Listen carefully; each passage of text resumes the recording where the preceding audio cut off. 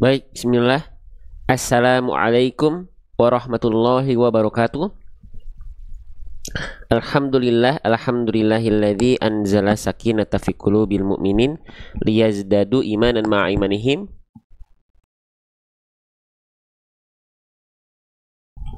Asyhadu an la ilaha illallah wa asyhadu anna Muhammadan abduhu wa rasuluh. Allahumma sholli wa sallim wa barik ala Muhammad wa ala alihi wa ashabihi wa man tabi'ahum bi ihsanin ila yaumiddin.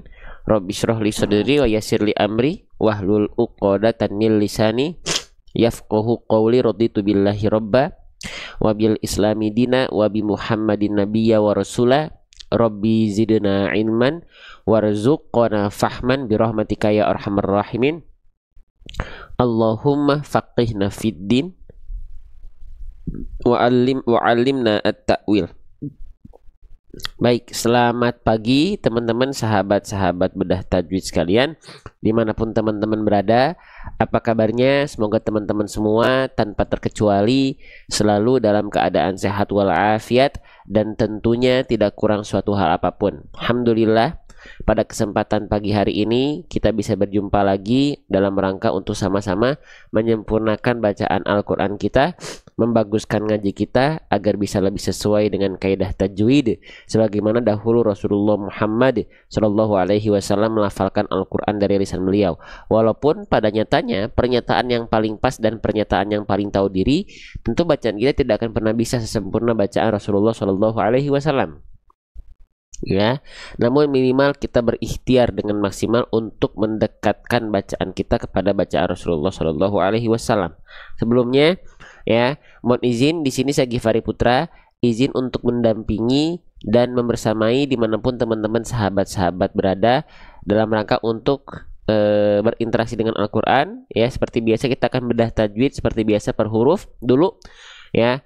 Per harokat, per hukum tajwid step by step satu persatu. Ya, sebelum kita mulai, bagi teman-teman yang sudah merasa dirinya memberikan salam terbaik, komen di kolom komentar. Salam terbaik di kolom komentar. Saya izin untuk menjawab salam dan doa dari teman-teman sekalian, khusus bagi teman-teman yang sudah memberikan salam terbaiknya. Waalaikumsalam warahmatullahi wabarakatuh. Ya, gimana kabarnya teman-teman sekalian?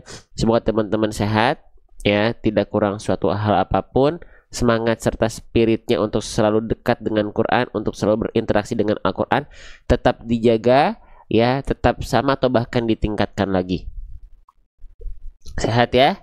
Masya Allah, alhamdulillah. Baik, kalau begitu teman-teman, tanpa berlama-lama, ya, mari kita mulai saja. Kita mulai saja pembelajaran kita, ya. Siap? Insya Allah ya. Sip. Seperti biasa nanti ada penggalan kalimat yang akan kita bahas, ya, penggalan kata, dan kita bahas dari awal kalimatnya, dari huruf pertamanya, huruf demi huruf dulu, terus harokatnya, terus hukum tajwidnya, ya. Tanpa berlama-lama mari kita mulai saja. Tapi kita mulai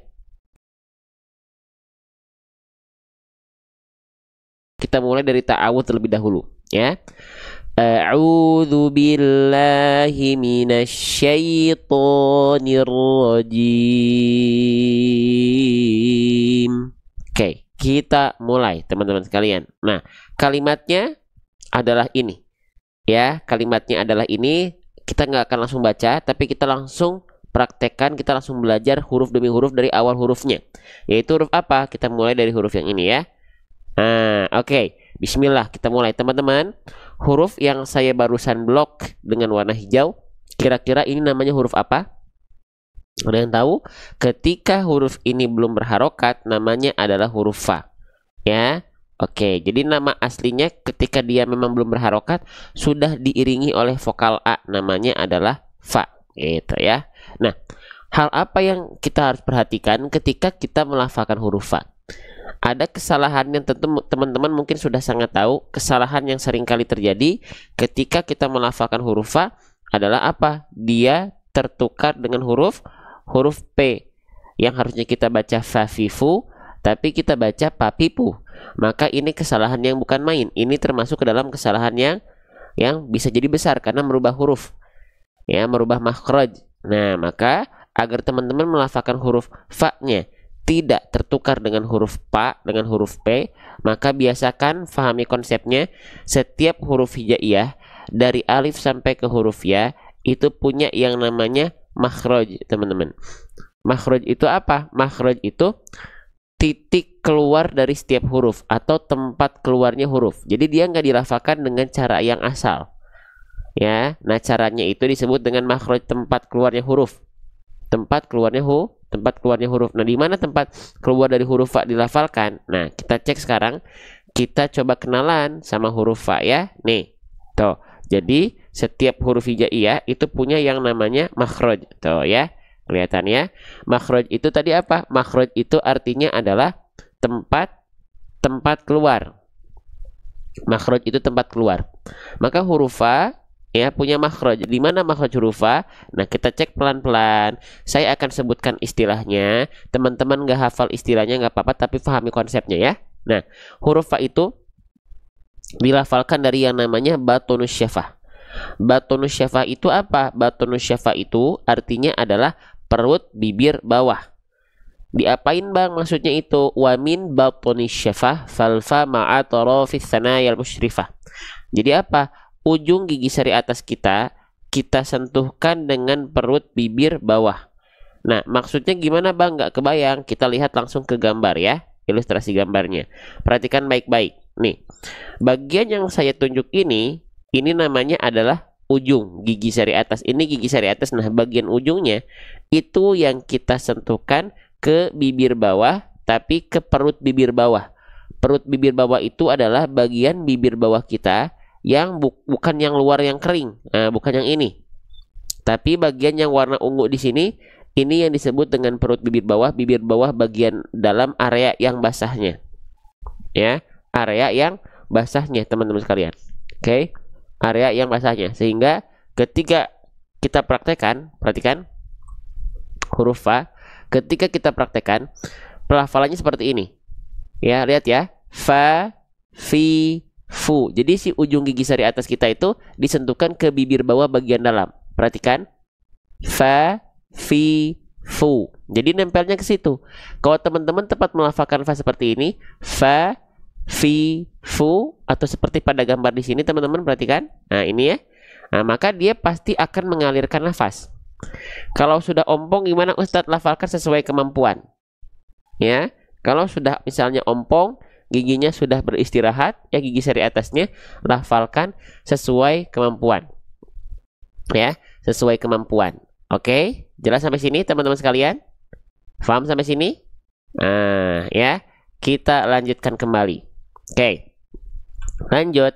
Nah, jadi sentuhkan ujung gigi sari atas kita dengan bibir bawah bagian dalam yang basahnya. Fa, fi, fu, af, if, uf, yang udah nggak ada giginya lafalkan sesuai kemampuan. Ya, jadi pegang prinsip fattaqullaha mastata'tum. Bertakwalah sesuai dengan kemampuan kita yang paling maksimal. Kemampuan orang, teman-teman misalnya melafalkan fa nggak bisa karena ujung gigi sari atasnya atau gigi sari atasnya udah nggak ada. Ya, maka nggak apa-apa, lafalkan sesuai kemampuan. Gitu, ya. Oke, sip, lanjut. Nah, sekarang kenapa huruf fa itu, teman-teman sekalian, seringkali tertukar dengan huruf P? Nah, ya, kenapa huruf fa itu seringkali tertukar dengan huruf P? Karena kalau huruf P yang nempel bukan ini. Ya, kalau huruf P itu, teman-teman sahabat-sahabat Quran sekalian, yang nempel adalah apa? Nih, kalau huruf P itu yang nempel ini. Bibir atas, sret, dan bibir bawah. Nah, kalau yang nempel adalah bibir atas dan bibir bawah, teman-teman sekalian, ya, maka dia nggak akan mengeluarkan nafas, dia nggak akan mengalirkan nafas karena yang nempelnya beda. Contoh pa, pi, pu, kelihatan? Jadi kalau kenapa huruf fa berubah jadi huruf P? Karena yang nempelnya salah, pa, pi, pu. Harusnya bukan bibir atas bibir bawah, tapi fa, fi, fu, fa, fi, fu. Nah, ujung gigi sari atas disentuhkan dengan bibir bawah bagian dalam yang basahnya, pasti keluar aliran nafasnya. Paham sampai sini? Insya Allah ya. Pelan-pelan ya, dikenali hurufnya satu persatu. Belajarnya pelan-pelan. Yang dikejar bukan hasil, tapi proses yang dimaksimalkan. Hasil gimana gimana Allah ya. Lanjut teman-teman sahabat-sahabat sekalian ya. Oke. Nah, kembali lagi ke pembahasan. Maka kita sudah tahu, oh huruf fa itu kenapa seringkali tertukar dengan huruf p. Sudah kita bahas juga seperti apa seharusnya huruf fa dilafalkan. Sekarang tinggal kita lihat huruf fa-nya di sini dia dibaca dengan bunyi vokal apa. Nah, kalau melihat bunyi vokal, teman-teman harus lihat harokatnya. Nah, huruf fa di sini harokatnya dalam kalimat yang sedang kita bahas itu dia berharokat baris atas. Nah, kalau teman-teman mendapati ada huruf hijaiyah yang di atasnya ada baris atas, kita kenalan dulu sama istilahnya. Namanya adalah harokat fathah. Saya izin tulis ya, biar kita belajarnya pelan-pelan. Namanya adalah harokat fathah. Huruf hijaiyah apapun yang dia berharokat fathah atau baris atas, maka dia mesti dibaca dengan vokal A. Apapun hurufnya, pada dasarnya ketika berharokat baris atas, itu fathah namanya harus dibaca dengan vokal A. Maka huruf fa di sini nama aslinya memang sudah dengan vokal A. Ketika dia berharokat fathah, maka tetap dibaca fa. Faham nggak sampai sini? Dia nggak dibaca fi, dia nggak dibaca fu. Ya, oke, kita lanjutkan kembali teman-teman sekalian. Fa. Nah, kita lanjutkan lebih dalam lagi.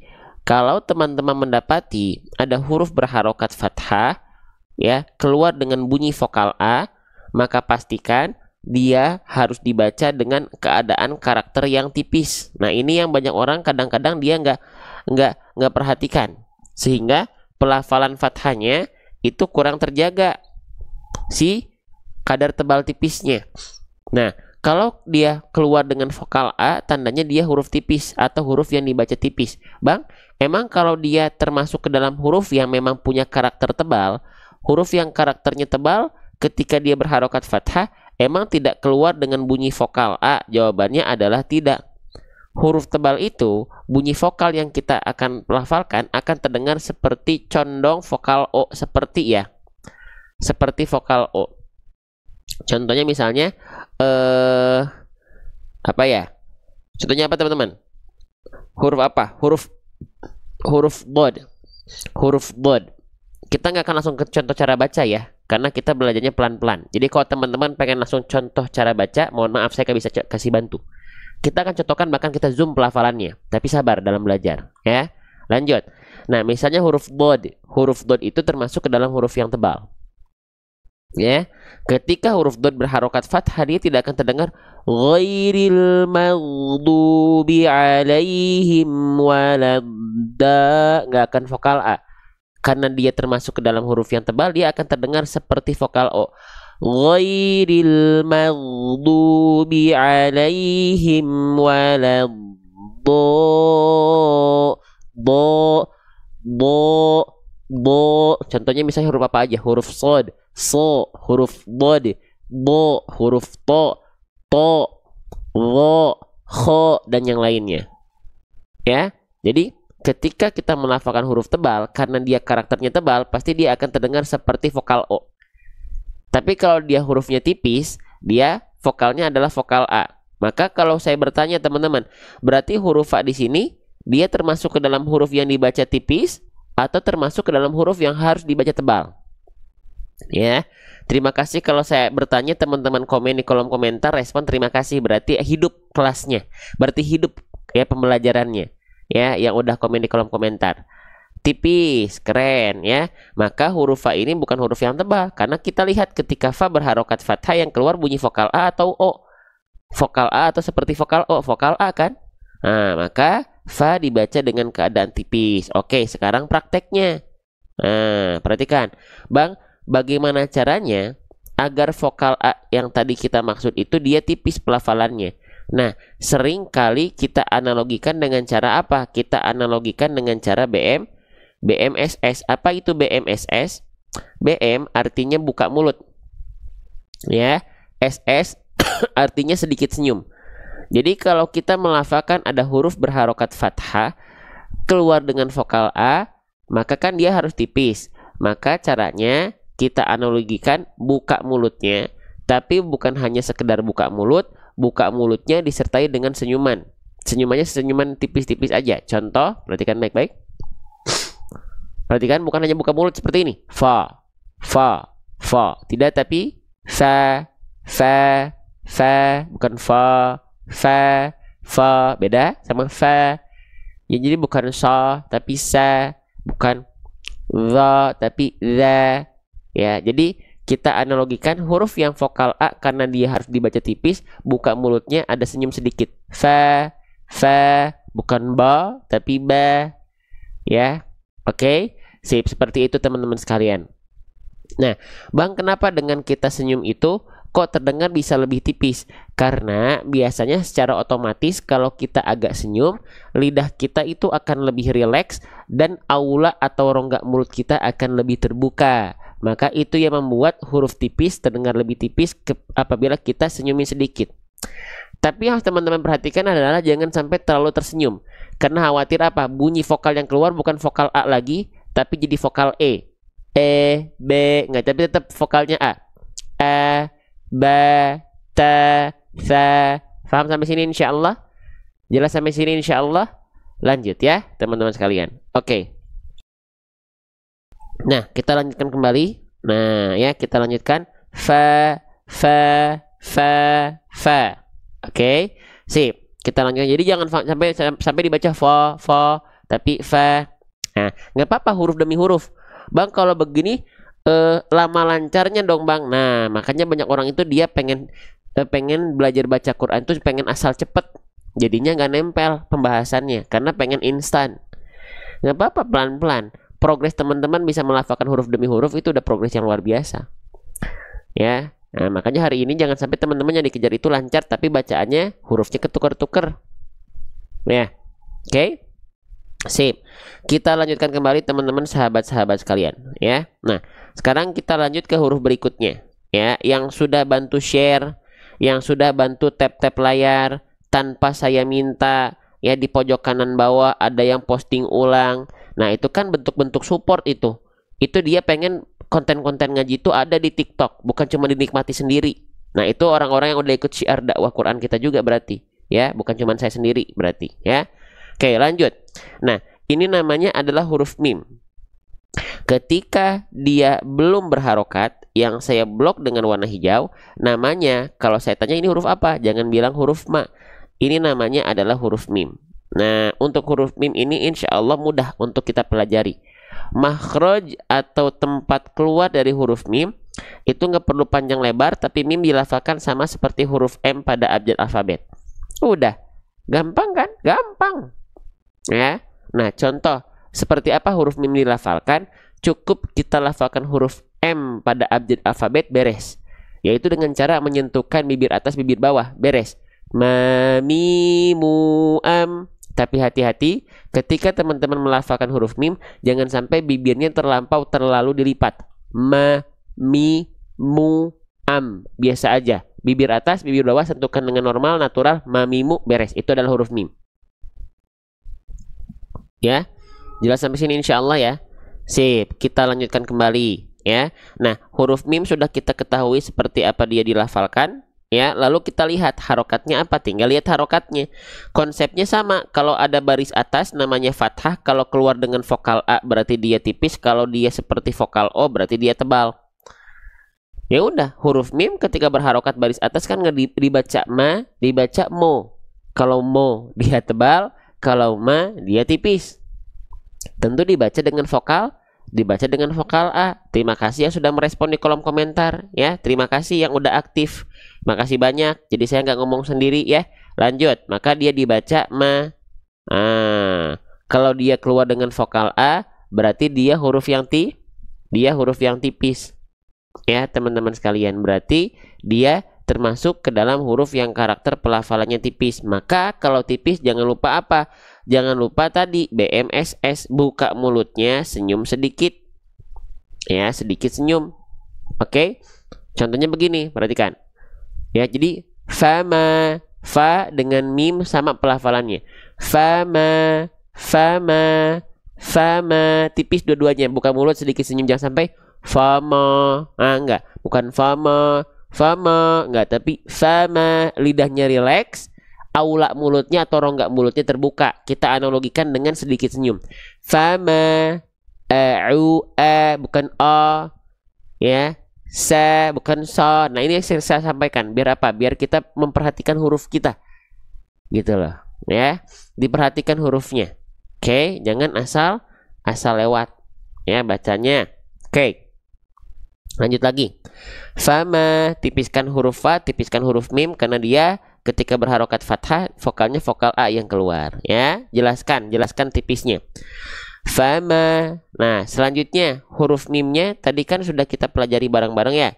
Mimnya dilafalkan seperti apa, lalu harokatnya bagaimana. Oke, sekarang kita lanjutkan kembali teman-teman sahabat-sahabat sekalian. Nih, sekarang mimnya ya, mim fathahnya ternyata dia ketemu sama apa? Ketemu sama alif.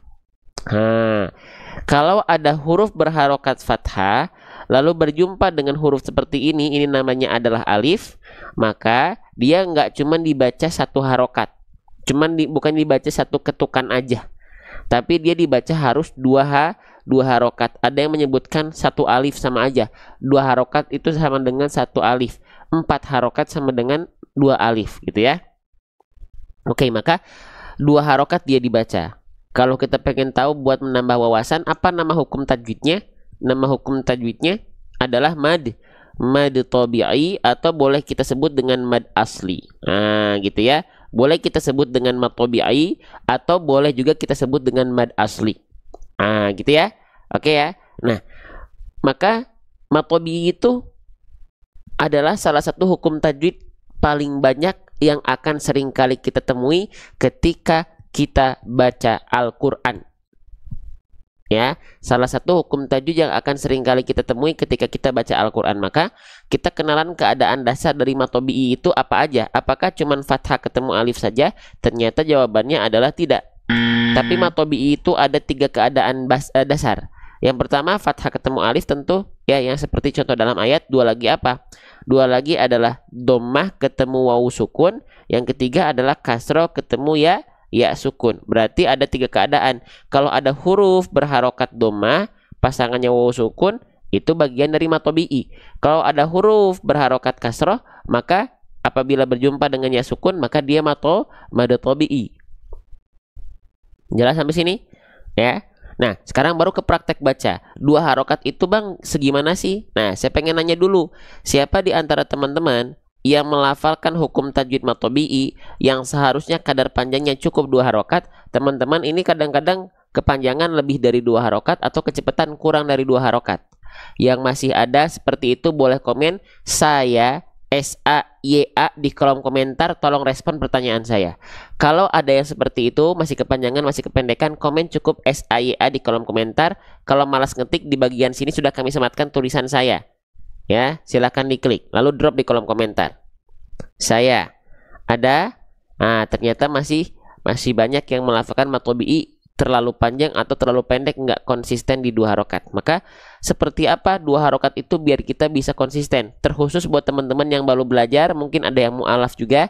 Cara 2 harokat dilafalkan itu dengan cara 2 kali ayun. Kenapa nggak 3 kali ayun? Karena 2 harokat maka ayunannya 2 kali ayun juga. Contoh, fama, fa-nya 1 harokat maka nggak diayun, fa nggak, tapi fa udah 1 kali aja pelafalannya, lalu masuk ke ma dengan 2 kali ayun, fama. Nah gitu ya, famata. Nah jadi diayunkan 2 kali ayun. Pertanyaan berikutnya nanti muncul, apakah mad tabi'i itu harus selalu diayunkan? Jawabannya adalah tidak. Diayunkan tadi dengan nada yang kita contohkan itu hanya tips dan trik saja. Teman-teman boleh menghitung 2 harokat dengan isyarat jari, dengan isyarat ketukan. Silakan ya dihitung, tapi kadar 2 harokatnya terjaga. Kalau saya izin menyampaikan dengan cara apa? Diayun aja. Ya. Fama, ma, a, fama, fama. Nah gitu. Jelas? Paham sampai sini? Sip. Kita lanjutkan pelan-pelan, sedikit-sedikit, step by step. Siap belajar lagi? Siap semangat lagi teman-teman sekalian? Yuk. Fama. Nah, jadi ayunkan nanti. Kalau sudah terbiasa, teman-teman udah ngeh kadar 2 harokatnya segimana, ya. Cukup teman-teman baca flat juga nggak apa-apa, tapi kadarnya tetap kadar 2 kali ayun. Walaupun nadanya flat, tapi kadarnya 2 kali ayun. Contoh, Fama, perhatikan. Famata. Nada saya nggak ngayun, tapi tetap 2 kali ayun kadar panjangnya. Famata. Tuh. Oke. Paham? Jelas? Sedikit-sedikit aja. Pelan-pelan. Ada yang pakai ketukan boleh, contoh. Fama. Nih ketukannya ya. Fama. Ya. Famata. Boleh. Enaknya teman-teman. Ya. Oke. Sip. Kita lanjutkan kembali. Jadi jangan sampai 2 harokatnya kepanjangan. Ini banyak yang nggak teratur bacaannya. Karena apa? Karena masalah 2 harokatnya dia masih kadang-kadang yang harusnya dibaca pendek malah jadi panjang, panjang malah jadi pendek. Nah, itu jadi yang membuat bacaan kita tidak teratur, nggak tertib, nggak rapi. Ya, oke, sip. Kita lanjutkan kembali teman-teman, sahabat-sahabat bedah tajwid sekalian. Nah, selanjutnya kita pelajari huruf berikutnya. Di sini kita mendapati ada bentuk seperti mangkok, lalu ada titik 1 di atasnya. Ada yang tahu kira-kira ini huruf apa, teman-teman? Ini namanya ketika dia belum berharokat, namanya adalah huruf ta. Ya, jadi namanya memang ketika dia belum berharokat sama kayak huruf A tadi, sudah diiringi dengan bunyi vokal A, yaitu ta nama hurufnya. Ya, gitu. Oke, jelas sampai sini? Nah, bagaimana cara melafalkan huruf ta? Nah, setiap huruf hijaiyah saya sudah bilang itu jangan bosan-bosan kalau teman-teman harus menyesuaikan dengan makhraj kalau pengen betul bacaannya, bukan cuman asal merdu, asal lewat. Nggak, ada aturan mainnya. Nah, setiap huruf hijaiyah punya makhraj. Makhraj itu artinya tempat keluar. Nah, huruf ta itu punya makhraj, punya tempat keluar. Kalau teman-teman tidak menyesuaikan dengan makhraj huruf ta, banyak orang melafalkan huruf ta, kesalahannya adalah apa? Saya tulis di sini. Kesalahannya adalah lidahnya menjulur ke area luar mulut atau lidahnya melet, lidahnya nongol. Contohnya seperti apa? Contohnya seperti ini. Tati tubat. Coba teman-teman lafalkan huruf ta. Kalau perlu sambil berkaca, teman-teman lihat pelafalannya, apakah ujung lidah teman-teman melet atau tidak. Karena ada yang melet, ada yang enggak, teman-teman. Nah, bagi yang masih melet ujung lidahnya, tati tu begitu, maka itu kurang tepat. Kenapa? Karena huruf ta tak dilafalkan dengan cara melet. Nah, enggak gitu.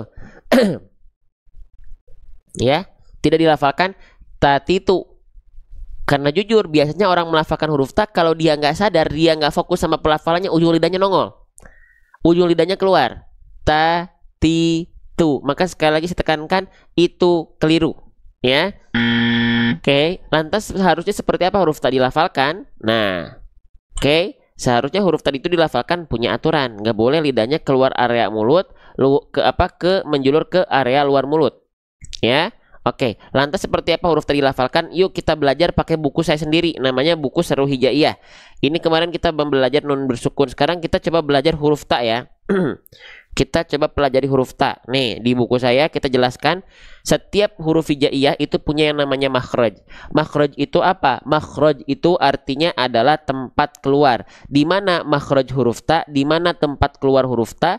Huruf ta dilafalkan dari yang namanya torful lisan. Torful lisan itu apa? Torful lisan itu artinya adalah ujung lidah. Ujung lidah untuk huruf ta itu diapain, Bang? Wato wadal wata min huwa min ulyasanaya. Ujung lidah kita sentuhkan ke pangkal gigi sari atas.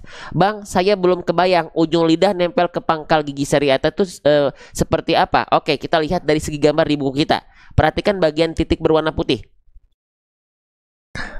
Ini yang disebut dengan persentuhan ujung lidah bertemu dengan pangkal gigi sari atas. Ya, ujung lidah disentuhkan ke pangkal gigi sari atas. Jadi ujung lidah kita masih berada di dalam area mulut kita. Ujung lidah kita tak keluar mulut, tidak seperti ini yang seperti saya tunjukkan tadi. Ta, ti, tu, tidak. Tapi dia masih berada di dalam area mulut karena ujung lidahnya cukup disentuhkan ke pangkal gigi sari atas. Kebayang atau tidak? Terbayang atau tidak teman-teman sahabat-sahabat sekalian? Jadi ujung lidahnya nggak nongol-nongol keluar ya. Ujung lidahnya nggak muncul-muncul keluar, tidak. Dia tetap berada di dalam area mulut. Ya. Oke, kalau sudah terbayang, kita coba jelaskan lagi bagi teman-teman, siapa tahu ada yang belum terbayang. Saya coba berikhtiar yang lain ya, teman-teman fokus ya. Kalau ada yang mau ngajakin teman-teman yang lain support dakwah Quran ini biar nggak cuma di kita-kita aja. ya tersebarnya, silahkan di pojok kanan bawah sudah ada tanda panah, diklik ada tulisan posting ulang, itu akan dilihat oleh teman-teman kita yang lain dan masuk ke sini. Kalau ngerasa konten-konten macam ini harus diikuti banyak orang. Kalau ngerasa seperti itu, kalau nggak usah teman-teman nikmati sendiri, silahkan nggak usah ya. Oke, perhatikan. Nah, huruf ta itu dilafalkan, perhatikan, dari ujung lidah menyentuh ke pangkal gigi seri atas. Nah, yang disebut dengan ujung lidah tuh yang mana? Nah, ujung lidah tuh bagian yang saya tunjuk nih teman-teman. Ini namanya ujung lidah. Nih, yang saya tunjuk ya. Ini yang disebut dengan ujung lidah atau torful lisan. Nah, ujung lidah untuk huruf ta tadi kita sentuhkan ke pangkal gigi seri atas. Mana yang disebut dengan pangkal gigi seri atas? Nah, ini adalah gigi seri atas. Mana yang disebut dengan pangkalnya? Pangkalnya, teman-teman, adalah bagian yang nih pangkalnya. Nah, perhatikan. Nih, ini gigi seri atas kita tadi. Nah, bagian gusi-gusi tempat tumbuhnya gigi seri atas kita ini yang disebut dengan pangkal gigi seri atas. Ya. Oke, jadi ketika ujung lidah kita gerakkan, kita sentuhkan, ya, nempelnya itu, maaf nih ya, ujung lidah kita nempelnya ke sini. Ya. Oke, ujung lidah kita nempelnya ke sini. Ya. Nah, itu organ-organ yang teman-teman harus sentuhkan ketika melafalkan huruf ta. Ya, ini gambarnya. Ya. Kalau pengen lihat video animasi pergerakannya, teman-teman juga bisa lihat di buku saya. Tinggal di scan aja scan barcode video animasinya. Nah, nanti teman-teman bisa melihat bagaimana huruf ta dilafalkan. Nih, ya. Bentar. Huruf ta nih, perhatikan baik-baik ya buat teman-teman. Sok dilihat, sok diregepkeun kalau bahasa Sunda nama. Nih, ujung lidah kita disentuhkan ke pangkal gigi seri atas. Perhatikan ya. 1 2 3. Nah, kelihatan nempelnya di belah mana tuh? Kelihatan? Kelihatan, lagi diulang lagi. 1 2 3. Nah, nempelnya ke situ teman-teman sekalian lagi. 1 2 3. Nah, jadi si ujung lidah kita sentuhkan ke pangkal atau gusi tempat tumbuhnya gigi seri atas kita. Ya. Oke, sehingga ketika kita lafalkan pelafalannya seperti ini. 1 2 3. Ta, ti, tu, at, it, ut, atta, iti, utu. Nah, seperti itu huruf ta dilafalkan. Nah, begini teman-teman. Ya, jadi ujung lidah ke pangkal gigi seri atas kita. Ya, nah bayangkan kalau teman-teman ada yang tap-tap layar, ada yang share, pokoknya tangannya aktif. Ya, ikut support live ini, ada yang masuk ke sini, belajar bacaannya jadi betul, wasilah teman-teman, dia baca Quran terus, pahala ketika dia melafalkan huruf tersebut, teman-teman dapat saham investasi akhirat teman-teman, insya Allah. Ya, buat dunia saja kita pengen punya saham, aset, buat akhirat kadang-kadang kita tidak merasa tergiur. Padahal kita butuh, ya, gitu, amal solih sebanyak-banyaknya. Karena kita nggak pernah tahu amal solih mana yang Allah terima dari kita, apakah dari sholat kita, ya. Oke, sip, kita lanjutkan kembali. Bukunya belum ada, bukunya baru kita cetak awal pertengahan bulan Syawal ini, dan mungkin jadinya di awal bulan depan atau akhir bulan ini, ya. Lanjut, nah gitu ya. Jadi huruf ta ujung lidahnya tidak keluar, tapi huruf ta itu ketika kita lafalkan ujung lidahnya tidak nampak. Ta, ti, tu, ta, ti, tu, nggak ta, ti, tu, nggak keluar. Ya, lidahnya ditekan Kang Ustadz, nempel aja, nempel, asal nyentuh aja, mau ditekan juga ya silakan ditekan, disentuhkan ke pangkal gigi seri atas. Ya, namun yang teman-teman harus perhatikan ketika melafalkan huruf ta, kan kita udah tahu, oh dia jangan sampai lidahnya menjulur. Nah, ada salah satu sifat yang teman-teman harus perhatikan di berbagai macam sifat huruf ta, dijelaskan di buku kita juga. Yang teman-teman harus perhatikan ketika melafalkan huruf ta adalah huruf ta punya salah satu sifat dari segi nafas, yaitu namanya hams. Tapi sifat hams pada huruf ta ini karakternya bukan mengalir nafas, tapi cukup dipercikan saja nafasnya. Ya, terpercik nafas. Jadi terpercik nafas tuh kita ada nafas keluar tapi sedikit, cuman percikan saja. Ya. Ta, ti, tu, ta, ti, tu. Jadi ada ada percikan nafasnya. Ya. Gitu. Jangan cuman ta, ti, tu. Nah, ada percikan nafasnya. Ta, ti, tu, at, it, ut. Nah, nanti dijelaskan juga di buku kita. Salah satu kesalahan huruf ta misalnya, ya. Ini kan tadi kita bahas huruf ta. Misalnya kita bahas huruf ta dalam kondisi berharokat. Di buku kita juga dijelaskan rangkumannya. Nih, ta ketika berharokat latihannya seperti apa? Kesalahannya apa aja? Nah, yang tadi yang sudah kita bahas poin 2 dulu. Dilafalkan dengan menjulurkan ujung lidah keluar mulut. Itu sudah kita sediakan pembahasannya. Bahkan kita sediakan video belajarnya. Ya. Nah, lalu yang selanjutnya adalah dilafalkan berlebihan dalam percikan nafasnya. Ya. Nah, jangan berlebihan. Banyak orang melafalkan tak itu ketika dilafalkan terlalu berlebihan si percikan nafasnya, si sifat hamsnya. Sehingga ketika dilafalkan ta, ti, tu, nggak gitu, biasa aja. Ta, ti, tu. Bahkan kadang-kadang ketika huruf ta-nya dalam kondisi sukun itu apa namanya? Ketika melafalkan huruf ta dalam kondisi sukun, teman-teman, siapa yang suka kedengar ada bunyi SS-nya? Ada bunyi SS-nya. Tabat syada idza syamsu kuwirat. Nah, ada yang begitu melafalkan huruf ta? Nah, itu kurang tepat karena sifat as itu bukan sifat huruf ta. Sifat yang bunyinya as itu namanya sofir. Sofir itu artinya berdesis. Kita cek aja di buku saya. Kita cek huruf ta punya sifat sofir nggak? Nih, coba lihat sifat-sifat huruf ta. Dari atas kita baca ada hams, ada syiddah, ada istifal, ada invita, ada ismat. Ada nggak sifat hams? Maaf, sifat sofir. Berdesis. Nggak akan ada kan? Nah, memang huruf ta nggak punya sifat sofir. Huruf ta nggak punya sifat berdesis. Yang punya sifat desis, bunyi as itu cuma huruf sin, sod, dan zai saja.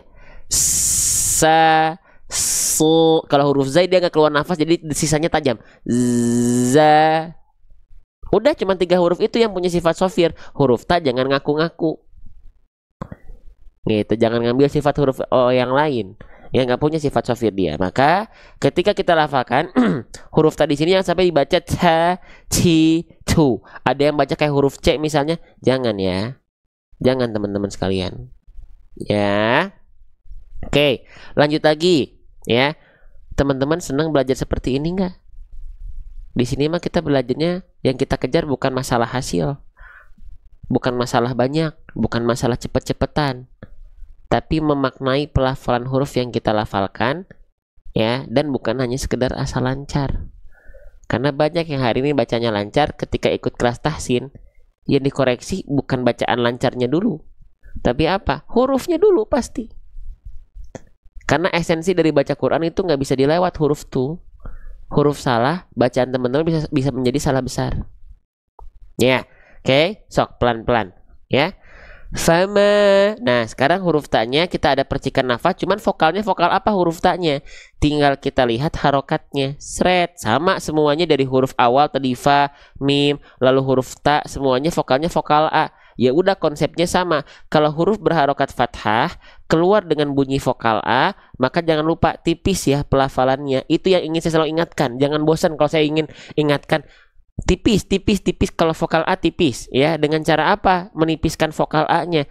Buka mulut sedikit senyum. Buka mulutnya jangan bukan cuman ta, bukan hanya asal ta, tapi ta, tipiskan pelafalannya.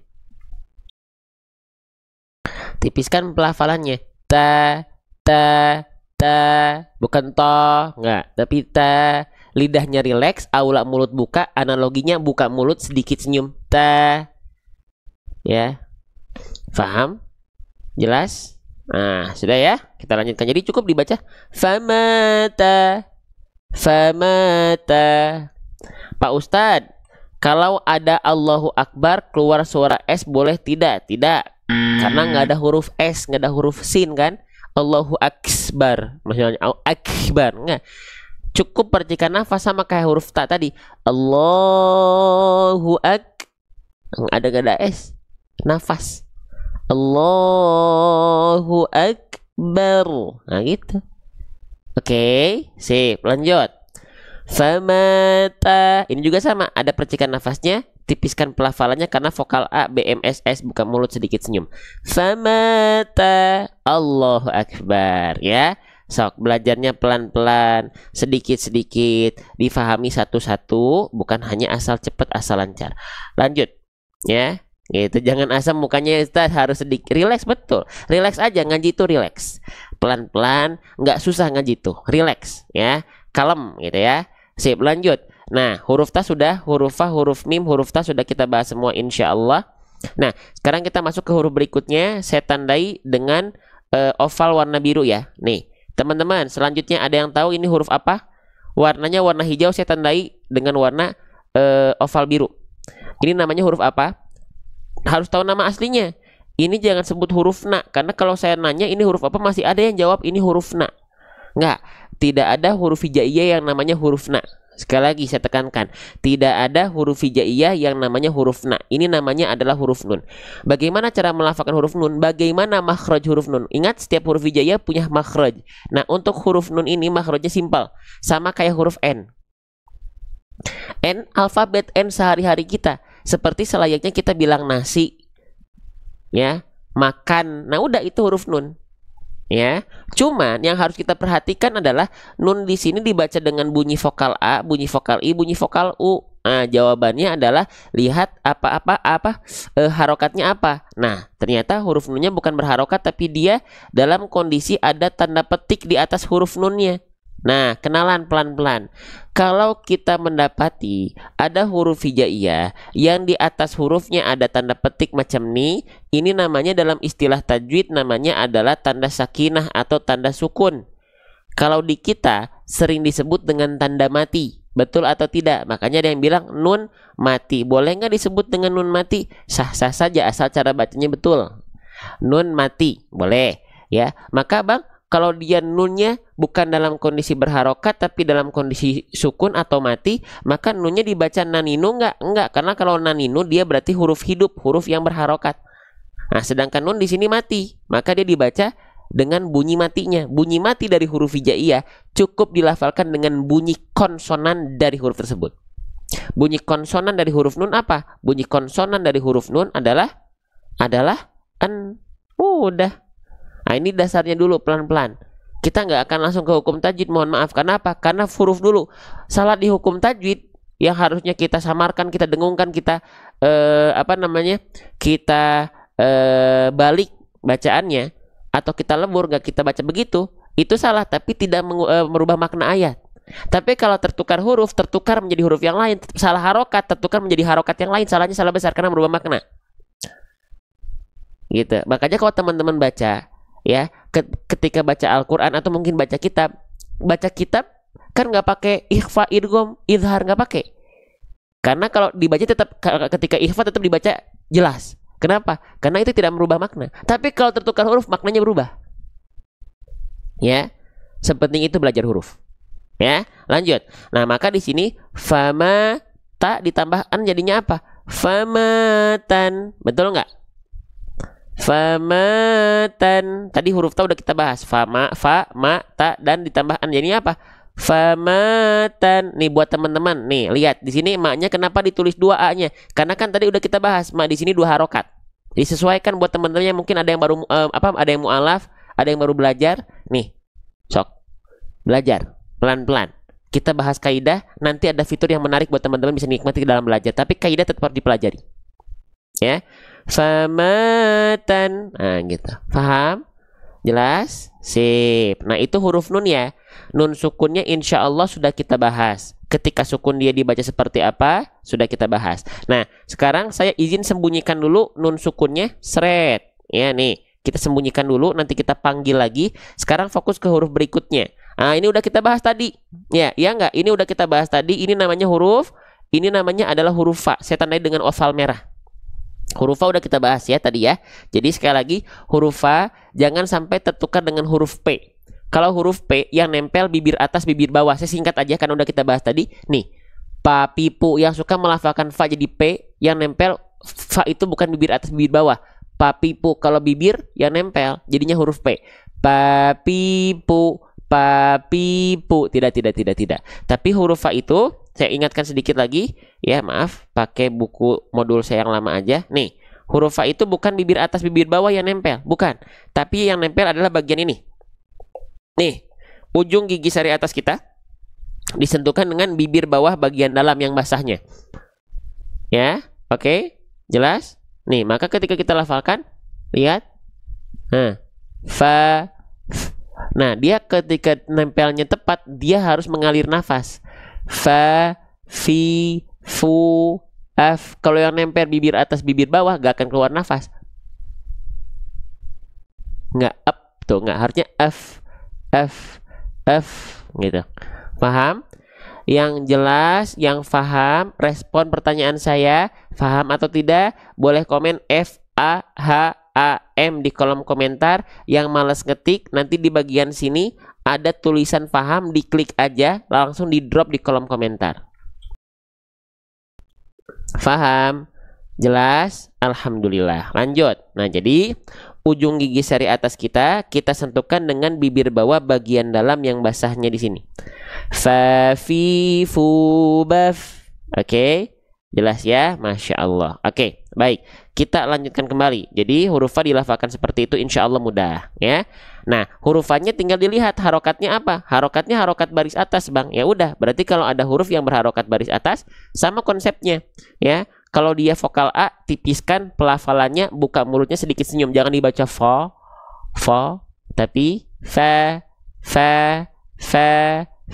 bukan fo, tapi fa, bukan so, tapi sa, bukan bo, tapi ba.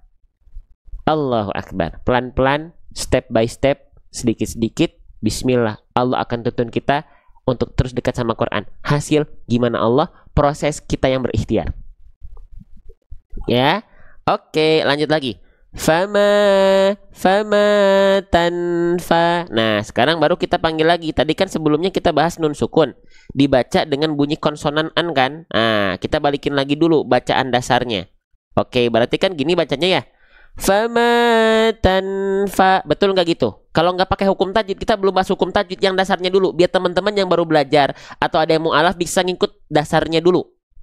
Betul nggak? Fama tanfa. Betul ya?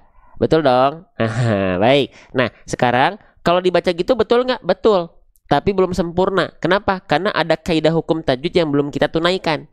Nah, apa Bang hukum tajwidnya? Hukum tajwidnya di sini lihat ada huruf yang dikasih warna hijau. Ya, huruf nun sukun dan fa-nya dikasih warna hijau. Berarti ini hukum tajwid yang sekarang akan kita bahas.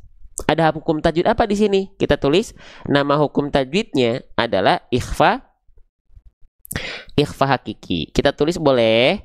Ada yang menyebutkan ikhfa saja boleh. Tapi kalau ikhfa saja itu masih rancu sebenarnya. Ikhfa itu karena bukan cuma ikhfa plek satu. Ada ikhfa hakiki, ada ikhfa syafawi. Ya, maka akan lebih afdol kalau teman-teman sebutnya ikhfa hakiki. Ya, gitu. Oke, lanjut. Nah, ini namanya ikhfa hakiki. Apa itu ikhfa hakiki? Kalau sudah masuk ke dalam pembahasan hukum tajwid, biasakan pelajari dari segi rumus dulu atau dari segi keadaan, baru ke cara baca. Oke, sekarang kita belajar dari buku saya. Kita masuk ke bagian huruf nun sukun. Nah, ini saya izin hapus dulu pembahasan yang lalu-lalu ya. Nih, jadi masih agak coret-coret, mohon maaf nih. Oke, apa itu ikhfa hakiki teman-teman sekalian? Kita lihat dari segi keadaan.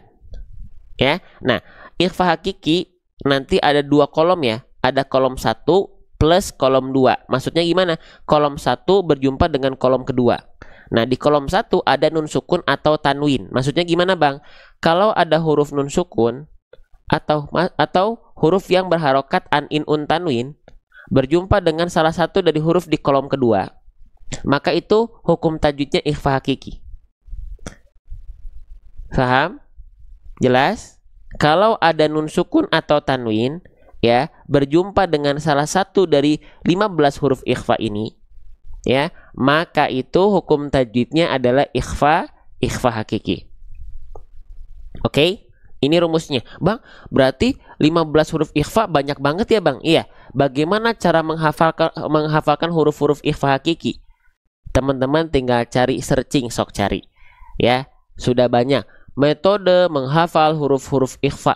Ada yang pakai lagu, ada yang pakai irama, ada yang pakai singkatan. Ya, nah cari aja. Ya, metodenya udah bagus-bagus.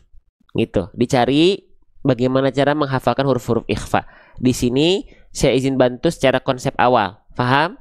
Nah, maka ini yang disebut dengan ikhfa hakiki. Oke? Sip. Nah, sekarang kita fiksasi dulu. Betul nggak ini ikhfa hakiki? Takutnya salah nih. Nah, lihat di sini. Nun sukun berjumpa dengan huruf fa ditandai dengan warna hijau. Teman-teman ingat baik-baik. Nun sukun, nun sukun, nun sukun, nun sukun. Fa, fa, fa, fa, fa, fa, fa, fa, fa.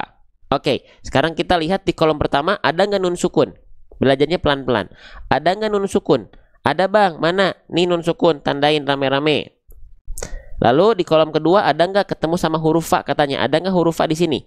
Cari satu-satu. Mana huruf fa? Nih, ya. Berarti mereka memenuhi syarat. Berarti mereka adalah hukum tajwid ikhfa hakiki. Gitu belajarnya. Oke. Secara pemahaman sudah. Sekarang prakteknya bang. Praktek untuk melafalkan ikhfa hakiki kita bahas dari yang dasar dulu ya, yang umum dulu ya. Ikhfa itu artinya adalah menyamarkan. Jadi ketika kita melafalkan huruf ikhfa hakiki dilafalkan dengan samar yang disertai dengan adanya dengungan. Nah, apa bang yang harus disamarkan? Gitu ya. Apa yang harus disamar dengungkan? Nah, apa yang harus disamar dengungkan? Yang harus disamarkan plus dengan disertai dengung adalah bunyi konsonan an. Nah, apa bang? Bunyi konsonan an. Kenapa bunyi konsonan an yang harus disamar dengungkan? Karena bunyi nun sukun adalah an, betul? Betul nggak? Bunyi fathah tain adalah an, betul? Bunyi domah tain adalah un, bunyi kasroh tain adalah in. Betul atau tidak teman-teman sekalian? Ya, nah, semuanya adalah bunyi penghujung an semua tuh. Ya, sip. Oke, maka langsung ke praktek aja, langsung ke praktek. Maka di sini, yang asalnya di sini kan kita baca tanfa ya. Nah, fama tanfa. Nah, bunyi an di sini nggak lagi dibaca famatan. Nah, nggak dibaca an lagi. Kalau masih dibaca an berarti itu udah bukan samar. Masih jelas bunyi an-nya. Tapi dibacanya gimana? Bunyiannya disamarkan. Ketika disamarkan bunyian, bersiap-siap melafalkan huruf setelah nun sukunnya. Huruf setelah an-nya. Famata. Udah nggak ada an-nya, tapi mulut kita bersiap-siap melafalkan fa. Famata fa. Famata fa. Famata fa. Ketika disamarkan, ketika disamar dengungkan, ditahan kadarnya dua harokat. Contoh, famatan fa. Tuh, tahan dulu, jangan langsung masuk ke vokal a fa-nya. Ya. Famatan fa. Bisa? Coba respon dulu saya, biar teman-teman, saya tahu teman-teman masih belajar. Takutnya ada yang ketiduran. Halo, ada? Paham? Bisa? Sip. Nah, itu cara baca dasarnya. Jadi udah nggak ada an-nya, yang dipersiapkan adalah melafalkan fa-nya, tapi belum nempel fa-nya. Famatan fa. Famatan fa. Nah, jadi dia udah samar. Ini teh samar. Ini teh huruf nun bukan, tapi juga bukan huruf fa karena baru menuju fa saja. Famatan fa. Nah, itu konsep ikhfa itu begitu, menyamarkan bunyi konsonan an, ya, bersiap-siap melafalkan huruf berikutnya. Itu konsep awal dari ikhfa, menyamarkan bunyi an sambil disamarkan sambil bersiap-siap melafalkan huruf berikutnya.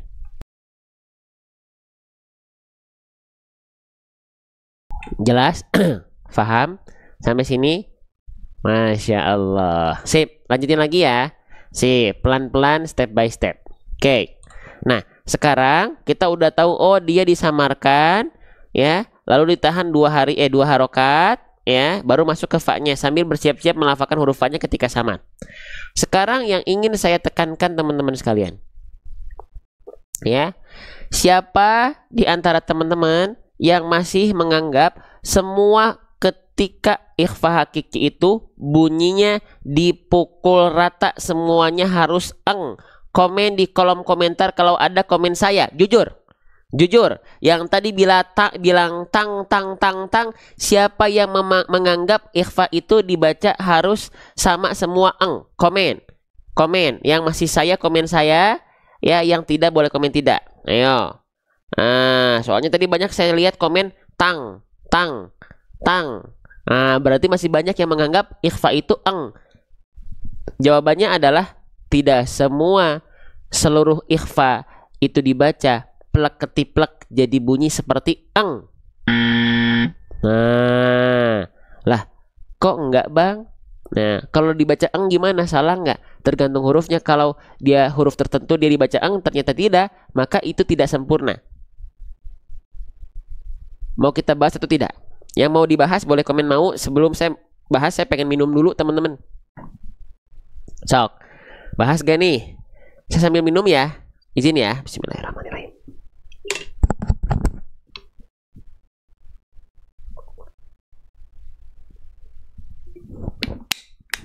Mau bahas? Oke. Bismillah. Kita bahas ya. Jadi gini teman-teman, tidak semua hukum tajwid ikhfa itu semuanya dipukul rata bunyi samar dengungnya eng.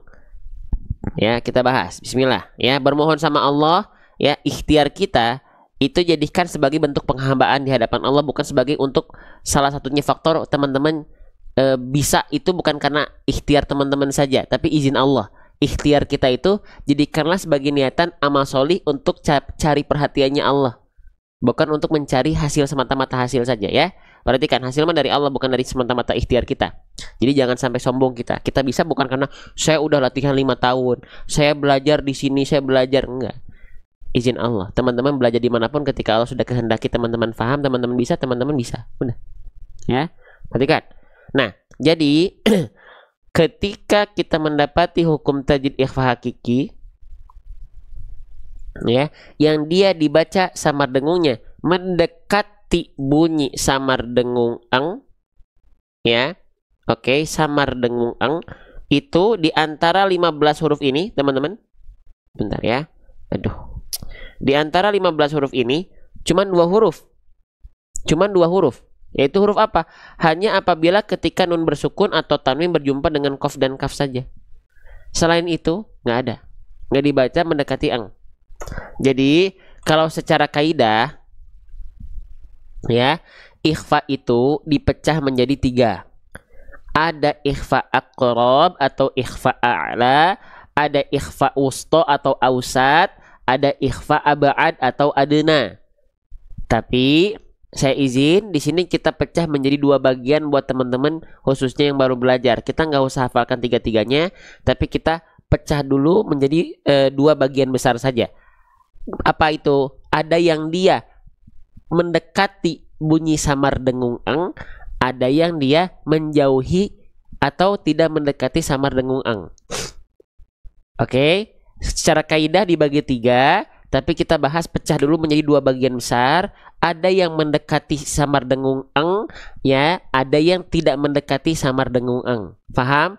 Yang mendekati samar dengung eng itu hanya apabila berjumpa dengan qaf kaf saja. Selain itu dia tidak mendekati eng, cukup bersiap-siap melafalkan huruf berikutnya ketika samar dengung. Paham nggak? Kalau teman-teman belajar dari awal tadi pelan-pelan, teman-teman aja bisa lebih paham atas izin Allah. Paham? Oke. Jelas ya? Nah, gitu. Oke. Nah, sekarang kita bahas lagi. Kalau ada yang mendekati bunyi dengungan eng, samar dengung eng ketika ikhfa, maka tandanya dia dengungannya kuat. Oke, kalau dia tidak mendekati eng berarti dengungannya tidak kuat. Yang mendekati eng itu berarti kuat, maksudnya gimana? Seluruh huruf, seluruh suara ketika dia dilafalkan itu masuk hidung. Nggak ada suara yang nyisa dari mulut. Tapi kalau yang tidak mendekati eng karena dia tidak kuat, ada yang masuk hidung tapi nggak semua. Masih ada jalur suara yang keluar dari mulut. Ya, pahami dulu konsep baru kita praktekkan. Belajar sabar, semuanya kita akan contohkan. Bahkan kita zoom kalau perlu. Tapi buat orang-orang yang sabar. Ya. Oke, lanjut. Nah, contohnya sekarang. Kita lihat di sini. Masya Allah, tabarakallah. Oke, perhatikan. Ini saya hilangkan dulu. Nah, perhatikan. Misalnya kita ambil di kalimat, nah ini ya, Quran Surah An-Nazi'at ayat ke-44. Kita coba bedah pelan-pelan. Nun sukun ketemu huruf ta, ini namanya hukum tajwid ikhfa, betul atau tidak? Betul atau tidak? Betul ya? Nun sukun ketemu ta, hukum tajwidnya ikhfa hakiki atau ikhfa, boleh? Ya. Oke. Pertanyaan berikutnya. Maka dengungan di sini dengungan yang mendekati eng atau kuat, atau jawaban yang kedua adalah dengungan yang menjauhi eng atau tidak kuat. Boleh komen. Ini mendekati eng, mendekati atau menjauhi? Coba belajarnya pelan-pelan. Ya. Menjauhi ya.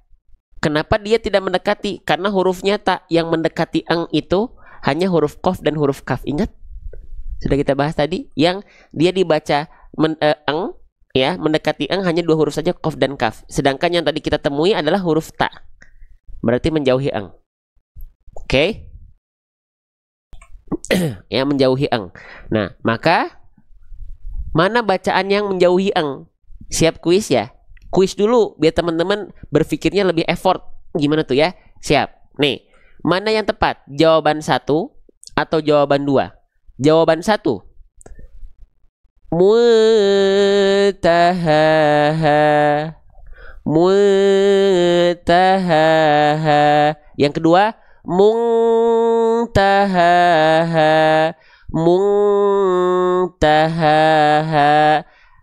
Komen, tolong respon saya. 1 atau 2 yang betul. Tolong respon saya. Biar semuanya interaktif, biar semuanya terpacu dan terpicu untuk belajar. Ayo. Ayo. 1, 2. Allahu Akbar. Ya, Masya Allah. Sip, kita lihat jawaban terbanyak adalah 1 ya. Tadi jawaban terbanyak adalah 1. Allahu Akbar. Sip. Berarti ya, dominan teman-teman sudah tepat. Yang betul adalah yang 1. Yang lebih tepat. Yang kedua tepat tapi kurang sempurna. Yang pertama tepat karena apa? Karena dia dengungannya tidak mendekati ang. Mutahaha. Yang kedua, dia dengungannya mendekati ang terlalu kuat. Mungta. Yang kedua menjauhi, yang pertama menjauhi ang, betul? Muntahaha. Yang kedua terlalu mendekati ang, terlalu kuat. Muntahaha. Faham? Coba boleh komen. Siapa yang masih bingung cara membedakan mana bunyi yang dia kuat, mana bunyi yang dia lemah, mana bunyi yang mendekati ang, mana bunyi yang menjauhi ang, boleh komen saya. Ayo, jujur. Yang belum paham, yang paham alhamdulillah. Yang belum komen, jangan ragu, jangan malu. Komen, makanya saya perlu teman-teman komen biar saya tahu. Ya. Oke, yang masih bingung bagaimana cara membedakan bunyi yang dia kuat alias mendekati ang dan bunyi yang dia tidak kuat yang menjauhi ang. Konsepnya begini. Tadi sudah saya spill. Kalau dia mendekati ang, dia suaranya semua masuk ke dalam rongga hidung. Kalau dia tidak mendekati ang, dia kepecah jalurnya, ada yang masuk hidung, ada yang masuk mulut keluarnya. Nah, yang mendekati ang berarti ketika kita samar dengungkan, coba deh tutup hidungnya, suaranya harus hilang. Kenapa? Karena total semua suara ketika dengungan kuat atau ang itu masuk hidung. Ketika ditutup hidungnya, suaranya mampet pasti, karena semuanya di sini, suaranya semuanya di hidung. Ketika ditutup jalur keluarnya, pasti hilang suaranya. Contoh, jawaban yang kedua tadi yang salah. Ya, ketika ditutup suaranya hilang. Kenapa? Karena dia semuanya dengungannya ke sini. Ya. Oke. Paham? Jelas? Ya. Nah, ketika dia hurufnya huruf tas, harusnya jangan sampai semuanya masuk hidung. Maka harusnya gimana? Jalurnya ada yang masuk hidung, ada yang masuk mulut. Contoh, ketika ditutup suaranya hanya berubah saja.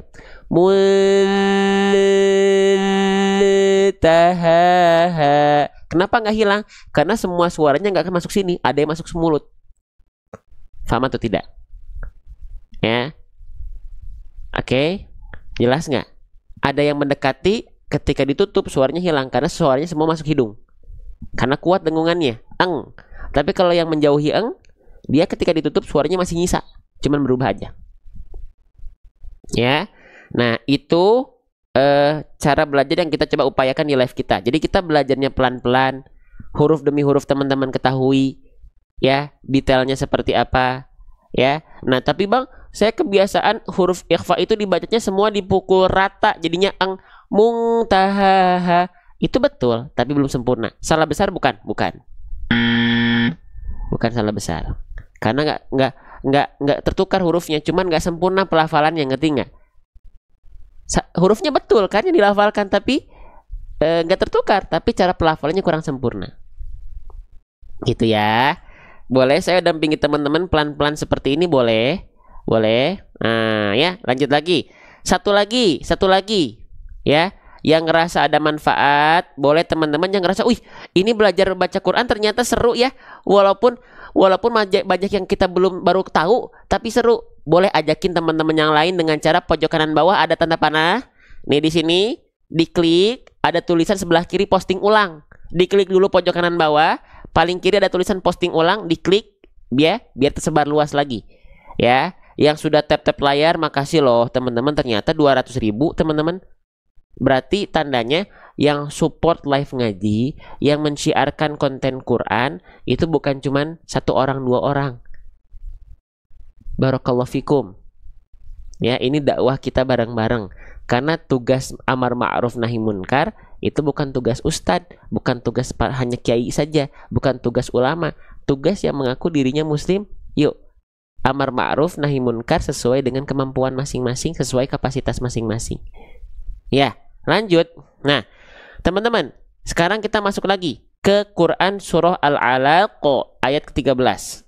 Ya, teman-teman, nun sukunnya ketemu sama huruf apa? Saya nggak akan kasih clue apa-apa, ya. Cuman saya akan langsung kasih cara baca, ya. Cuman teman-teman lihat dulu baik-baik nun sukunnya ketemu sama huruf apa. Kalau sudah tahu, dicek apakah dia mendekati eng atau menjauhi eng. Kalau sudah, mana pelafalan yang tepat? Yang satu atau yang dua? Siap-siap. Yang satu, kadzaba. Satu, kadzaba. Dua, kadzaba. Komen, respon pertanyaan saya di kolom komentar. Aktif dan aktif. Kita lihat jawaban terbanyak.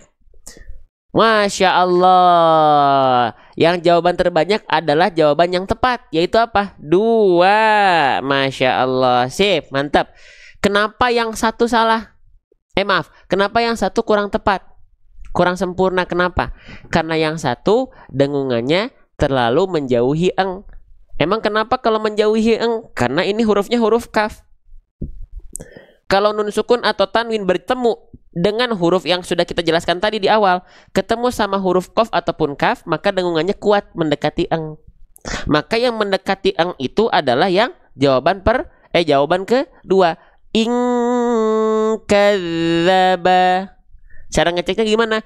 Suaranya pastikan hidung masuk hidung semua. Sambil bersiap-siap melafalkan ak huruf kaf, sambil masuk hidung semua. Tuh, ketika ditutup suaranya hilang. Tandanya apa? Dia adalah dengungan yang kuat. Itu cara belajarnya. Oke? Bisa pelan-pelan. Oke. Sip, lanjut lagi teman-teman sekalian. Nah, maka sekarang saya pengen nanya, berarti ini mendekati eng atau menjauhi eng? Di contoh ayat yang tadi kita bahas di sini. Nih yang warna hijau. Berarti mendekati eng atau menjauhi eng? Praktekkan dalam pelafalan teman-teman, praktekkan dalam belajar teman-teman. Berarti dia menjauhi eng. Ya, berarti mana yang betul? Mana yang betul ya? Kita terakhir nih, ya. Mana yang betul? Yang satu atau yang dua? Yang satu. Fama tanfa'uhum.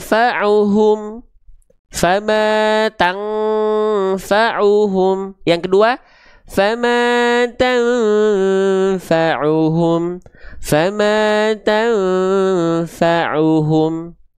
Ya, satu atau yang dua? Coba komen di kolom komentar, respon biar apa? Semoga dengan merespon pertanyaan saya teman-teman jadi lebih tertrigger untuk mengingat, sehingga ketika di murojaah hafalan teman-teman, pemahaman teman-teman lebih kuat atas izin Allah. 2 ya. Barakallahu fikum. Barakallahu fikum. Barakallahu fikum. Betul. Jawabannya adalah yang kedua. Ya. Sip. Bisa difahami ya? Bisa difahami ya? Sekarang Ifa bisa difahami ya? Kita pecah jadi 2 bagian dulu aja.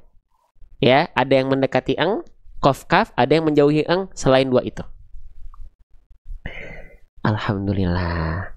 Bang, tapi membahas pembahasan 1 ya, 1, 2, 3, 4, 5 huruf aja kita perlu waktu berapa lama ini? 1 jam 10 menit. Ya, kalau teman-teman di sini nyarinya hanya instan, pengen hasil cepat, saya nggak bisa bantu. Karena bahas 5 huruf aja kita perlu waktu 1 jam 10 menit untuk membedahnya. Gitu ya. Oke, lanjut. Satu lagi ya, boleh nggak? Ini ada huruf yang seru nih soalnya. Satu lagi. Ya, nih. Ya, ini namanya huruf apa sih teman-teman? Ada yang tahu nggak? Ini huruf seru juga loh. Ini namanya huruf apa? Namanya adalah huruf ain. Ya, kita tulis ya. Namanya adalah huruf ain. Bang, setahu saya ini namanya huruf A. Nggak ada huruf hijaiyah yang namanya huruf A, teman-teman. Ini namanya adalah huruf ain. Bang, bagaimana sih cara melafalkan huruf ain itu? Nah, gitu ya. Bagaimana cara melafalkan huruf ain? Kita lihat dulu teman-teman. Huruf ain di sini dalam kondisi sukun atau harokat? Huruf ain di sini dalam kondisi bersukun atau berharokat? Dalam kondisi berharokat ya, bukan dalam kondisi mati atau sukun ya. Nah, dalam kondisi berharokat, maka kita cek di buku saya. Hah? Tadi kan udah belajar ikhfa, di buku saya juga belajar huruf ain dalam kondisi sukun, dalam kondisi berharokat itu kesalahannya apa aja? Saya bikin rangkumannya. Rangkuman yang saya tahu tapi ya. Nih, lihat. Ketika ain berharokat saya sudah bikin rangkumannya ya. Kita juga sedang bikin video belajarnya sudah kita buat ya. Insya Allah pertengahan bulan Syawal ini kita cetak, akhir bulan Syawal atau awal bulan depan kita launching bukunya ya. Nah, ketika ain berharokat ada kesalahan atau ketidaksempurnaan yang sering kali kita lafalkan. Saya bikin yang satu adalah apa? Seringkali tertukar dengan huruf hamzah. Siapa yang sepakat huruf ain ini seringkali tertukar sama huruf hamzah, boleh komen saya. Ya, siapa yang masih seringkali tertukar antara ain dengan hamzah? Ya, yang masih suka tertukar, yuk tolong kita perbaiki. Karena itu salah besar. Kenapa bang disebut dengan salah besar? Salah besar dalam istilah tajwidnya namanya lahan jali, kesalahan yang nampak. Kenapa bisa menjadi kesalahan yang besar bang? Karena kalau tertukar huruf itu sama dengan sudah merubah struktur kata. Kalau struktur kata berubah, maka makna ayat akan ikut berubah. Makanya salahnya besar. Gitu, makanya belajar huruf penting. Belajar huruf bukan hanya sekedar asal ta'arufan aja, asal kenalan aja, tapi kenali dia lebih jauh. Wadah, gitu. Biar tidak menimbulkan huru hara. Ya. Oke, lanjut teman-teman sekalian. Ya, maka huruf ain ini dilafalkan gimana agar kesalahan pertama ketika ain berharokat terhindarkan atau terminimalisir. Ya. Maka yuk ta'arufan, saya udah bilang yuk ta'arufan ya, betul ta'arufannya. Ya. Oke, kenalan. Setiap huruf hijaiyah itu punya yang namanya makhraj. Ya, makhraj itu apa? Makhraj itu artinya tempat keluar. Di mana tempat keluar ketika kita melafalkan huruf ain? Dari yang namanya wastul halqi. Aduh bang, istilah-istilah begitu teh nggak lupa, susah ingat gitu ya, susah memahami. Nah, wastul halqi itu artinya tengah tenggorokan. Nih, tengah tenggorokan. Tsumma liwastihi fa'ainun ha'u. Ah bang, tengah tenggorokan maksudnya gimana? Oke, pelan-pelan. Nih, dalam membaca Al-Quran, organ tenggorokan itu dipecah menjadi 3 bagian. Ada tenggorokan yang paling luar, ada tenggorokan yang bagian tengah, ini yang titik berwarna putih, dan ada tenggorokan yang paling dalam atau tenggorokan paling pangkal.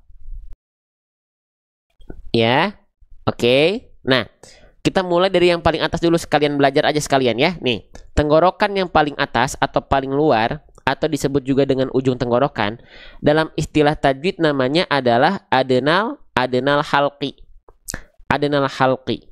Yang keluar dari ujung tenggorokan atau tenggorokan paling luar ada 2 huruf, Ada yang tahu hurufnya huruf apa? Boleh komen, mungkin ada yang tahu nggak huruf yang keluar dari sini nih? Huruf apa sih? Huruf apa? Saya nunggu nih. Saya nungguin nih. Huruf apa? Qaf dan kaf? Bukan, bukan. Kalau qaf kaf itu di pangkal lidah. Betul, bunda-bunda sekalian yang jawab ini huruf kho dan huruf ghain. Huruf kho dan huruf ghain dilafalkan dari sini. Adnahu ghainun khouha gitu. Masuk lagi sedikit di bagian titik berwarna putih. Nah, ini yang disebut dengan tengah tenggorokan. Huruf yang keluar dari sini tadi ada huruf apa? Huruf ain. Tapi bukan cuman ain. Satu lagi apa? Huruf ha. Apa? Huruf ha kecil. Huruf ha kecil dilafalkan dari sini. Aha.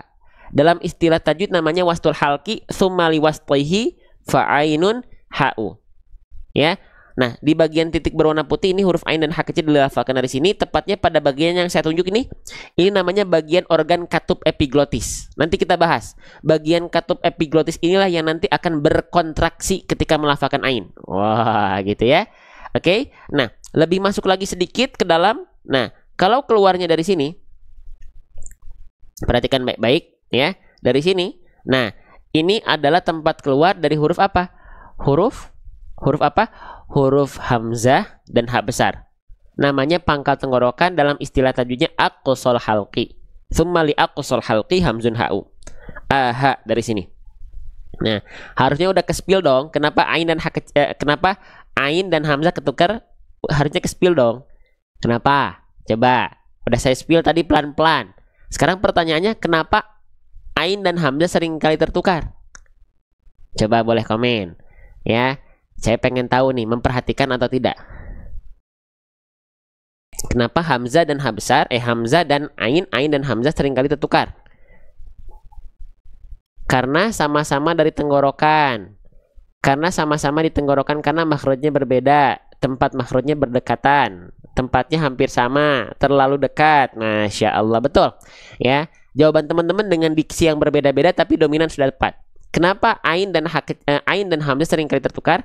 Karena teman-teman melafalkan ainnya bukan dari tengah tenggorokan, tapi terlalu ke bawah. Itu tempatnya huruf hamzah. Jadi kalau kita praktekkan, kalau kita lihat nampak depan, perhatikan, kita zoom.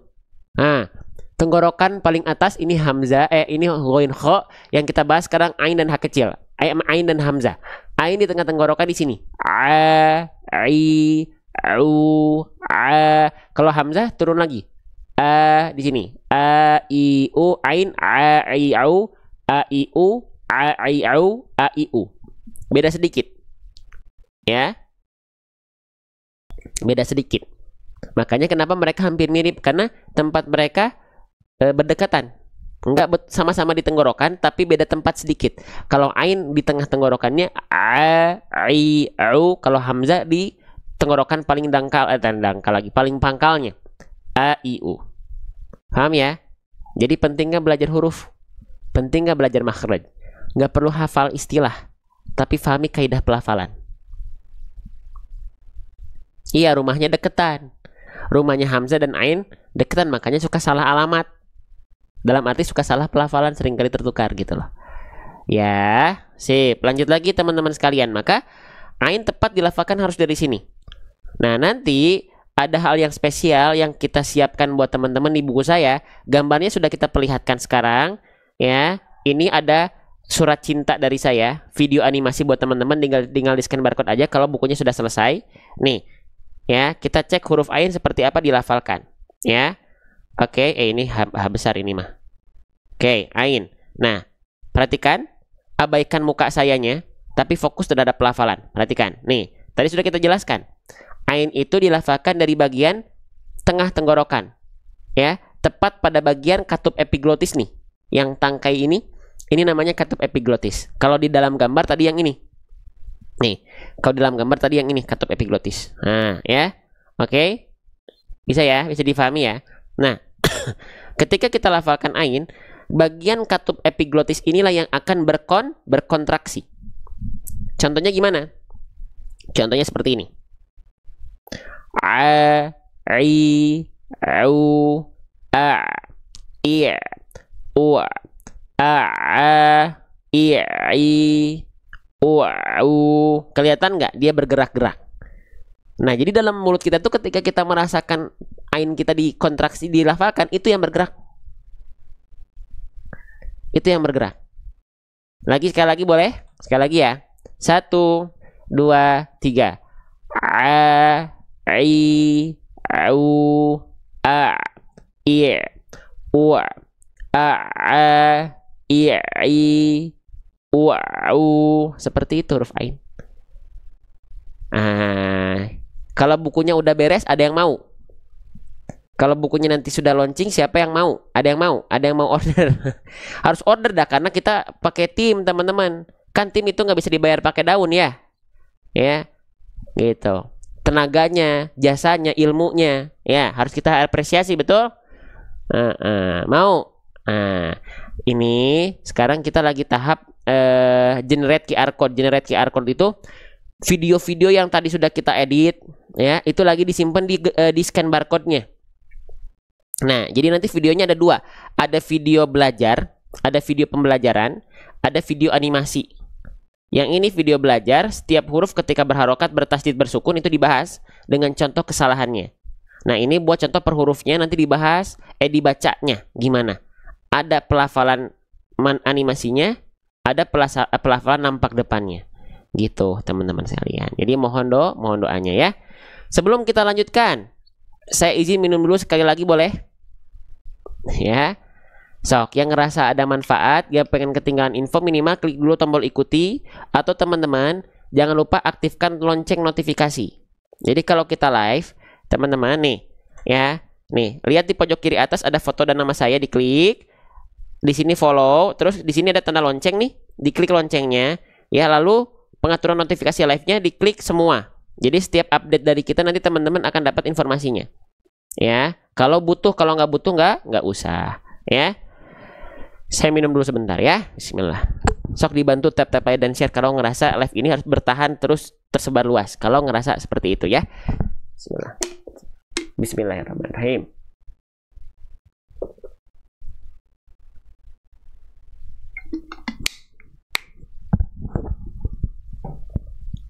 Alhamdulillah. Lanjut lagi. Yuk lanjut lagi ya, sedikit lagi nih. Allahu Akbar. Nah, lanjut. Tadi saya lupa jelaskan ya teman-teman, di Al-Quran kita tadi itu ada fitur. Sebelum ke ain lagi ya. Tadi kan di sini kita bahas ikhfa ya, yang warna hijau. Nah, nanti teman-teman kalau pengen belajar bedah tajwid, ini kan yang kita pakai itu Al-Quran. Tapi Al-Quran buat hataman plus Al-Quran bedah tajwid. Jadi nanti setiap baris halaman kanan, pojok kanan halamannya itu ada 5 bahasan. Nah, 5 baris awal dalam pojok kanan halaman ini diambil satu kalimat untuk dipakai untuk dibedah di sini si hukum tajwidnya. Ya, contoh yang tadi kita bahas apa? Ikhfa kan? Nih, yang warna hijau. Nah, nanti dibahas di sini ikhfa hakiki itu apa? Pertemuan nun sukun dan tanwin dengan salah satu huruf ikhfa yang 15 yang tadi sudah kita bahas, sama kan? Dibacanya gimana? Menyamarkan bunyi an disertai dengung 2 harokat. Dibahas. Terus dikasih warna hijau. Ikhfa artinya samar, dibaca samar 2 harokat kadar panjang samarnya dan dengungnya. Lalu di sini ditulis juga buat teman-teman yang mungkin mu'alaf atau yang baru belajar. Ya, lihat di sini. Fama tanfa'uhum. Dikasih warna hijau ini, lalu ada tanda panah ke atas ini buat apa? Sebagai penanda bunyiannya ini ikhfa disamarkan. Tanfa. Gitu. Saya lupa ngingetin tadi ya, saking asik belajar kaidah lupa ada fiturnya di sini. Nah, lalu kenapa Bang ini dibikin ada kode-kode tajwid seperti ini? Kan udah dibedah, ngapain harus ada kode-kode lagi? Nah, ik ini artinya ikhfa. Sa ini artinya samar. Lalu 2 ini artinya 2 harokat. Kenapa dibikin kode-kode seperti ini? Biar teman-teman setelah bedah tajwid ketika hataman tetap keinget-inget hukum tajwidnya. Tuh, ya. Tuh masih banyak lagi fitur-fiturnya tuh. Yang ini juga saik nih, sama nih, lihat. Ya. Mustafi sama kan? Warnanya warna hijau, kodenya sama. Bahkan di sini kalau kita wasol, lihat. Mustafiratun fa tuh. Ada hukum-hukumnya. Ya. Oke. Sip. Itu saya lupa ngingetin tadi ya. Nah, jadi nanti teman-teman ketika belajar bedah tajwidnya bisa dapat, ya. Ya, untuk hataman teman-teman tinggal baca dari kartu panduan. Gitu. Ada yang mau Qur'annya nggak? Ada yang mau Qur'annya nggak? Kenapa Bang bisa sama banget? Belum lagi di sini ada fitur apa? Fitur pembahasan huruf. Nih. Tuh, kita bahas makhraj dari tadi kan ada di Al-Qur'an saya. Kenapa Bang bisa sama Al-Qur'annya begitu ada begitu-begitunya? Karena fitur yang ada di sini kami yang brainstorming, kami yang mengajukan kepada pihak penerbit. Dan dipakai. Dan alhamdulillah sudah 12.000 dalam akun saya ini sudah terjual Al-Qur'annya. Ya. Ini kan Al-Qur'an, teman-teman. Ini kan Al-Qur'an. Tuh, lihat, kelihatan nggak? Tuh, sebelah pojok kanan atas ini buat bedah tajwid, sebelah pojok kiri atas ini buat belajar huruf. Lengkap dengan kesalahannya dibahas satu-satu latihannya. Allahu Akbar. Coba yang mau boleh komen MAU dulu coba. Yang mau boleh komen MAU dulu. Biar kedeteksi nanti saya harus nyiapin berapa. Sok, cukup MAU aja biar kedeteksi sama TikToknya, sama tim kita ya. Nih, coba cek. Ya. Coba cek boleh komen MAU ya. Coba nih. Boleh komen MAU di sini. MAU tuh. Saya harus nyiapin berapa nih? Saya nyiapin 70 nanti deh ya. Saya siapin 70. Saya kasih diskon 50%, tapi nanti karena kita masih belajar. Ya. Bang, kenapa nggak sekarang? Belajar dulu kita mah. Belajar dulu.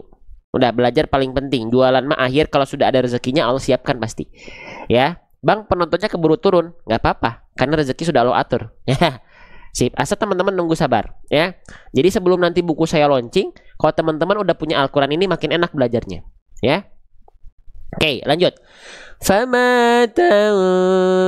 Nah, lanjut lagi ya, lanjut lagi. Jadi itu fitur-fiturnya. Lanjut, selanjutnya di sini kita tadi udah bahas huruf ain. Jadi jangan sampai dibaca fa'uhum jadi hamzah, tapi fa'uhum. Fa'uhum jadi ain. Fa'uhum dari tengah tenggorokan kita. Ya, oke, lanjutkan lagi teman-teman sahabat-sahabat Quran sekalian. Nah, selanjutnya dijelaskan juga di buku kita teman-teman. Dijelaskan juga di buku kita ketika ain berharokat, jangan sampai, lihat ya. Yang kedua apa? Ini kesalahan besar di poin pertama. Kesalahan kecilnya di poin kedua, yaitu suara masuk ke dalam rongga hidung sehingga sengau, itu salah. Nah, jadi ketika melafalkan huruf ain, jangan sampai suaranya itu dia masuk melipir ke rongga hidung. A, I, U, jadi sengau. Kalau bahasa Sundanya ngirung. Ngirung, dengung, berdengung di sini kayak bindeng. A, I, U. Nah, huruf ain tidak begitu. Kenapa? Karena ketika kita melafalkan huruf ain, teman-teman sekalian, ya, lihat izin ya. Kan dia tadi sudah kita ketahui secara makhraj, dilafalkan dari tengah tenggorokan agar tidak tertukar sama huruf hamzah. Nah, jalur suaranya sekarang, ketika dari tengah tenggorokan ini dilafalkan, gelombang suaranya ini masuk ke rongga mulut semuanya, baru keluar dari mulut. Jangan sampai dari tengah tenggorokan banyak di antara kita melafalkan suaranya melipir ke rongga hidung sehingga sengau. Ya. Oke. Ya. Ya. Oke. Nah, maka hidungnya cara ceknya dari hidung. Ya, kalau teman-teman coba buka tutup hidungnya. Kalau suaranya berubah, ya, ketika ditutup hidungnya atau ketika ditutup hidungnya suaranya bergetar, kayak kerasa ada gatal-gatal, maka itu ainnya masuk hidung. Salah, tapi bukan salah besar. Ya. Ain nggak begitu. Ya. Nah, ini yang betul. Gak masuk hidung. Kalau masuk hidung begini. Lafalkan huruf ain dalam keadaan hidung tertutup. Kalau hidungnya gatal, hidungnya getar dan gatal, berarti suara ainnya masuk hidung itu. Cobain sekarang. Ya, dia udah mulai pada capek nih. Ya, bentar lagi beres deh yang udah mulai pada capek nih. Ya. Ini berarti interaksinya turun. Interaksinya turun sehingga si TikTok nggak merekomendasikan live kita lagi. Interaksinya turun. Interaksinya turun, aktifnya turun. Nah, begitu jadinya. Ya. Oke. interaksinya turun. Ya, teman-temannya diem. Jadi TikTok nggak menganggap live ini aktif. Ya, gitu. Oke, ya jadi ketika teman-teman melafalkan huruf ain, itu latihannya sambil tutup hidung. Sambil tutup hidung. Kalau ketika tutup hidung, suaranya apa? Hidungnya gatel, ya, berarti suaranya masuk hidung. Harusnya nggak gatel, hidungnya nggak getar dan nggak gatel. Lagi, perhatikan. Ai'u ai'u ai'u. Tapi kalau suaranya begini, ai'u ai'u.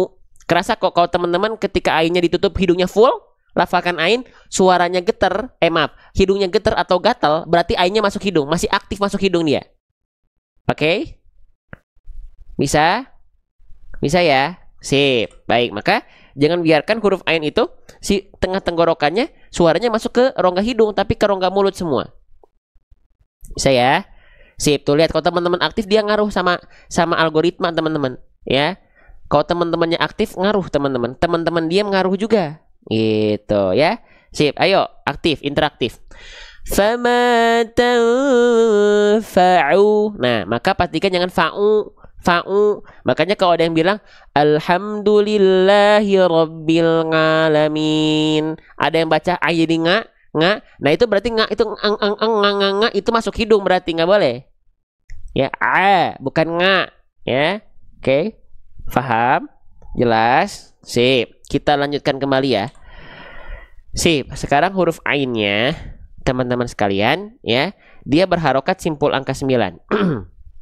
Oke, ketika kita mendapati ada huruf hijaiyah apapun yang di atasnya terdapat simpul angka 9 macam ini namanya harokat apa, teman-teman sekalian? Ini namanya adalah harokat dhammah. Saya izin tulis ya, biar kenal. Oh, kalau ada simpul angka 9 namanya adalah harokat dhammah. Ya, kalau ada huruf berharokat dhammah gimana Bang bacanya? Dia harus dibaca pakai vokal U.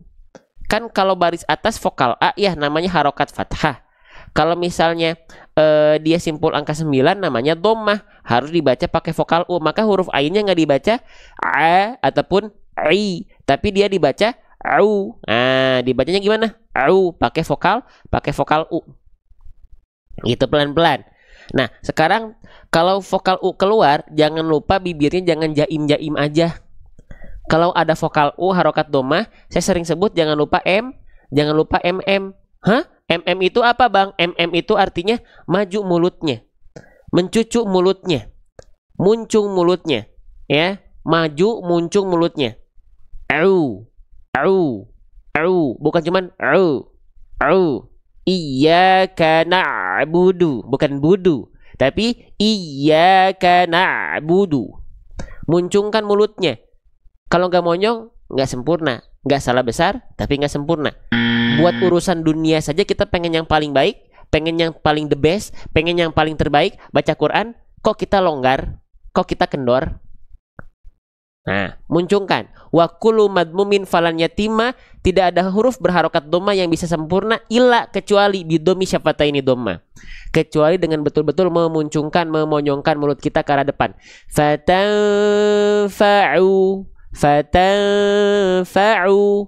Ya, jangan fatanfa'u. Fatanfa'u, enggak fa'u. Ya. Sip. Jelas sampai sini? Paham sampai sini? Sip, ya. Kita lanjutkan lagi sedikit lagi ya, nanggung ya. Lanjut ya. Teman-teman, di sini kita mendapati huruf apa ini? Ya. Ini namanya huruf apa? Ini namanya adalah huruf H. Ketika dia belum berharokat, namanya adalah huruf H. Oke? Sip. Nah, kalau saya sering sebut ini, kalau di saya sering sebut namanya hak besar. Teman-teman sering sebut namanya apa ini? Kalau saya sebutnya hak besar. Ya, oke, hak besar. Nah, atau hak saja juga boleh. Ya. Nah, Bang, bagaimana cara melafalkan hak besar? Siapa di antara teman-teman yang masih menganggap huruf hak besar ini ada hubungannya dengan dada? Boleh komen tanpa ragu di kolom komentar saya. Kalau masih ada yang menganggap hak besar dilafalkan dari dada.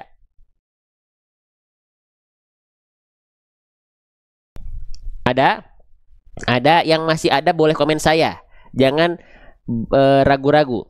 Ya, kalau masih ada yang tidak, masya Allah, ada yang ada, nggak apa-apa.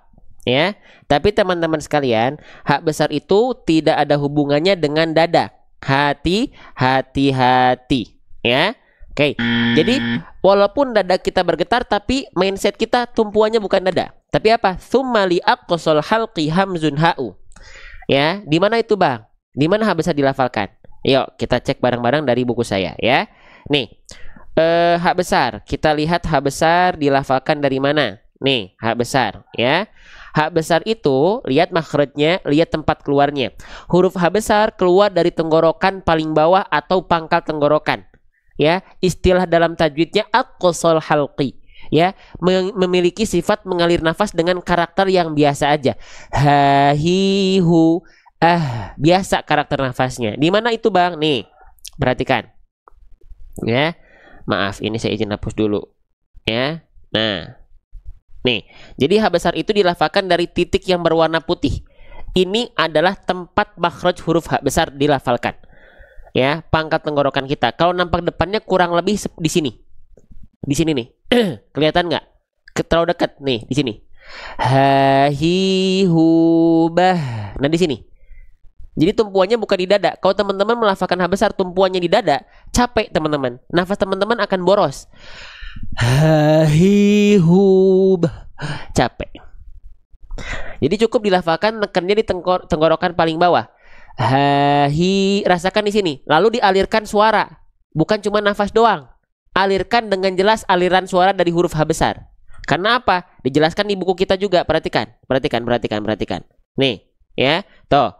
H besar punya sifat-sifat. Nah, dua sifat yang pertama, perhatikan teman-teman, H besar itu punya sifat namanya hams, mengalir nafas. Tapi bukan hanya sekedar mengalir nafas, harus diiringi dengan mengalir suara. Nah, makanya untuk menghindari teman-teman nafasnya boros ketika melafalkan H besar, dialirkan nafasnya, di saat yang sama alirkan juga suaranya. Ha, hi, jangan cuma nafas doang. Ha, capek teman-teman. Ha, hi, hu, tuh suara dan nafas ngalir dengan beriringan. Ya, paham? Ingat, pertahankan konsistensi aktifnya, pertahankan konsistensi interaktifnya. Jangan diam. Fokus. Lagi sambil fokus sambil aktif.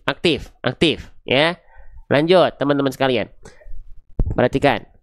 Fama tanfa'u. Nah, jadi cukup dilafalkan bukan dari dada tapi dari pangkat tenggorokan. Fama tanfa'uhum. Nah, udah. Haknya tinggal lihat harokatnya. Udah. Harokatnya harokat simpul angka 9, teman-teman sekalian. Tuh, ya. Maka ketika kita mendapati ada huruf hijaiyah apapun, ya, yang dia berharokat simpul. Sebentar ya. Ini agak error. Berharokat simpul angka 9 di atas huruf, itu namanya adalah harokat dhammah. Ya. Sip, maka dibaca dengan vokal U teman-teman sekalian. Tuh, dibaca dengan vokal U. Ya, maka monyongkan. Jadi huruf ainnya tadi monyong, huruf H besar juga monyong karena dia vokal U. Setiap vokal U harus monyong. Fatanfa'uhum.